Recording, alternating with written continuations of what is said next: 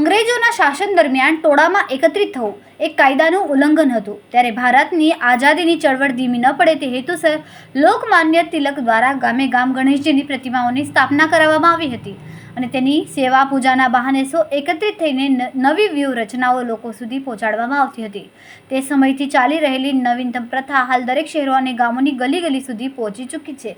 તેવામાં ભાદરવા ગામમાં પણ ઠેર ઠેર શ્રીજીની પ્રતિમાઓ અલગ અલગ ગ્રુપો દ્વારા સ્થાપિત કરવામાં આવે છે, જેમાં મુખ્યત્વે બ્રાહ્મણ શેરી કા રાજા, ટાવર કા રાજા, અંબાજી કા રાજા, મહાદેવ ચોક કા રાજા, પ્રભાતનગર સોસાયટી કા રાજા ગામમાં વિશેષ મહત્વ ધરાવે છે.